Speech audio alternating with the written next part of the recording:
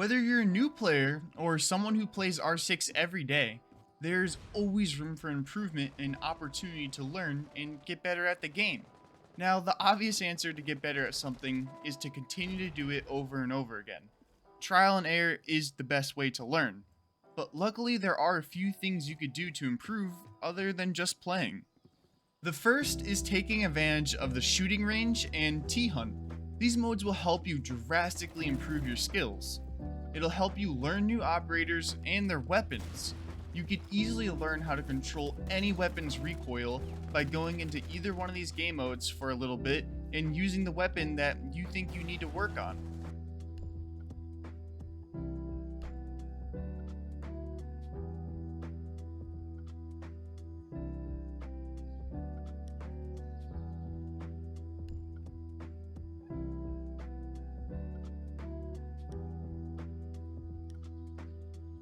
It's the same for using a new operator, or even just an operator that you don't use that often, but you'd like to use more. If you go into T-Hunt, you could use the operator's gadgets, allowing you to get a feel for how they work and how to use them. I also love using these game modes to help warm up before going into a ranked match. I want to make sure that not only my accuracy is on point, but mentally I'm ready to go, and these modes are perfect for that. I have 10 bullets. 3 bullets. I have to switch to the pistol. I'm fucking smoking behind.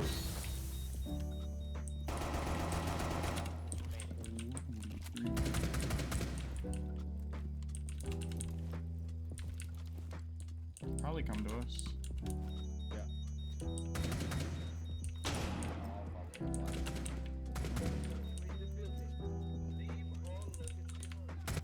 Oh, What the fuck? Dude, you just got folded like a pancake. Yeah, Holy. Holy. pretty lit though. That was sick, dude. You should have. Additionally, another great game mode to help train your skills is TDM. You're able to just go and kill people in this game mode without the penalty of not respawning. This game mode is perfect for training your aim and positioning on actual people. Speaking of positioning, this is something that's crucial to making you a better player. R6 is a game that's all about holding different angles and lines of sight. Knowing how to properly position yourself to hold an angle can be the difference of life and death. There are tons of videos you could watch of people showing you in depth how to have good positioning. I highly recommend you go and watch them.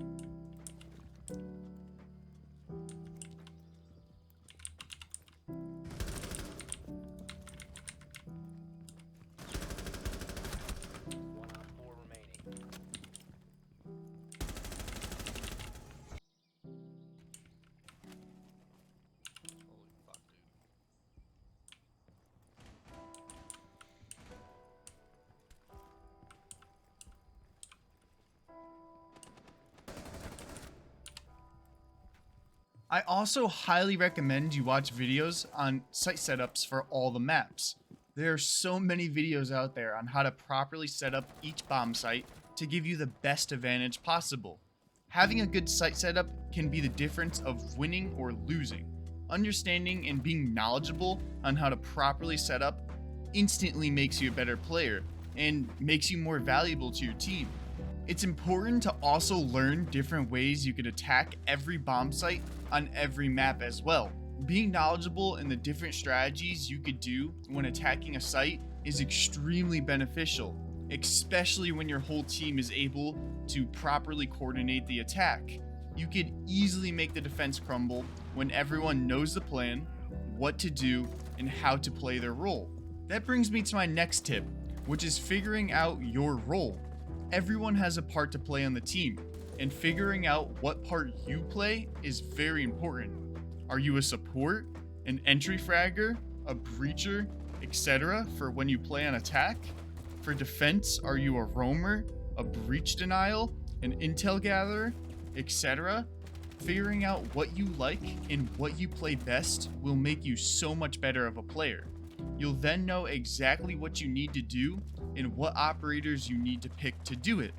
This will give you a good idea on what operators you work best with and would typically use. That doesn't mean you won't have to go outside of your typical lineup of favorite operators though. Sometimes you'll have to play a role in operators that you don't use as much, but your team really needs at that time. To ensure you are still good with those different roles and operators, I suggest taking the time to learn every role in every operator. That way, if let's say you mostly like to play as someone who has wall denial, but your team really needs a roamer, you could then switch over to a roamer and still do good. This will make you a very adaptive player, which in return makes you extremely useful for your team. Moreover, another great tip I can give is to try to keep what I like to call an iron mindset when playing. I got this from another YouTuber named Atheno. He explained it the best. Try your best to not let things get to you, especially if it's out of your control. If you died because maybe your positioning was off or the enemy just got Peeker's advantage, it's okay. Don't just stop playing and go on your phone or walk away just because you're dead. And definitely don't start blaming your teammates and making them feel like shit. Instead, call out any information you could give to your teammates, and then get back on the cameras and try to give as much information to your teammates as you can. For example, let's say you just died. Well, try doing something like this. Hey, I died from a sledge. He's coming up white stairs. Watch out.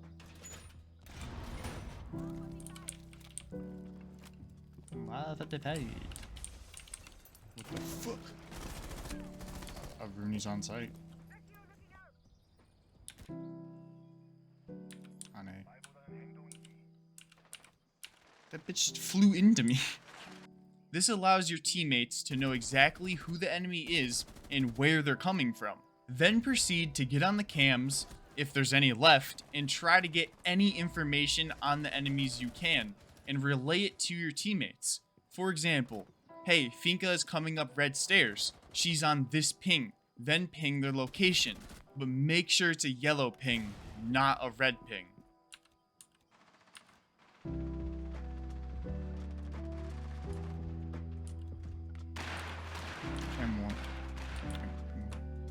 Someone outside the door. Looks like an Ash.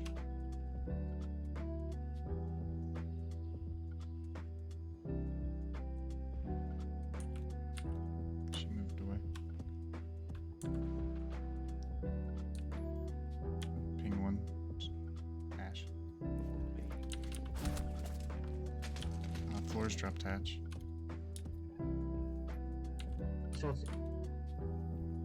He's on one ping. Careful, he knows. Good job. The reasoning for this is if you red ping, then the enemy knows they've been seen and will break the camera and reposition, making the information you had not useful anymore.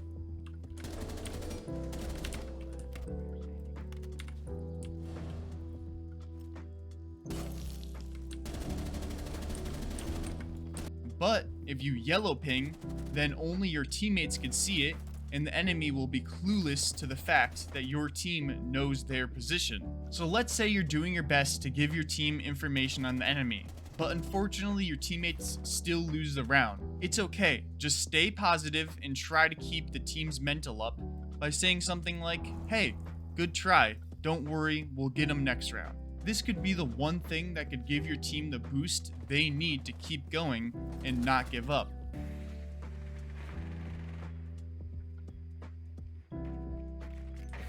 Seems like he's down below.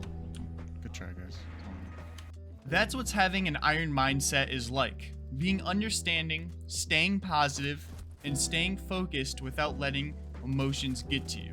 Finally, the last tip I could give to improving and becoming a better player is to always try to play as a team. R6 is a team-based game. So always try and coordinate and communicate with your team. Even if you're solo queuing, while it's a lot harder, try your best to coordinate and communicate with the people you get queued up with. Who knows, you might make some really great friends in the process, and you could eventually go from a solo queuing to having a 5-stack. It all starts with communication. I'd say the one thing that's most important in this game is communication. Always communicate to your team, even if they are randoms. I got diffuser.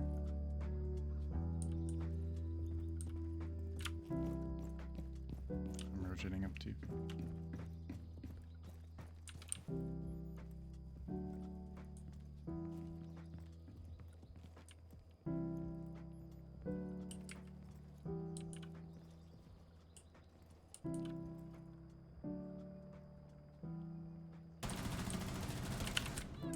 Right. Good shit. Good job, guys. To conclude, these are some of the best tips I can give to help anyone of any rank become a better Siege player. Doing any of these tips can instantly make you a better player, especially if you try to do all of them and practice each of them on a day-to-day basis. From improving your aim to setups to having good communication. These are skills that will make you astronomically better. I highly suggest you take the time to do more research on the core game mechanics and practice everything you learn. Soon enough, you'll be hitting champ like it's nothing. That's it for me though. I really hope this video helped you out. If it did, then maybe share it to someone else who is looking to improve. Also, if there's anything you think is useful to improve that I didn't mention, then please comment it down below. Finally, give this video a like if you enjoyed, and subscribe if you want more content like this. Have a great day, everyone.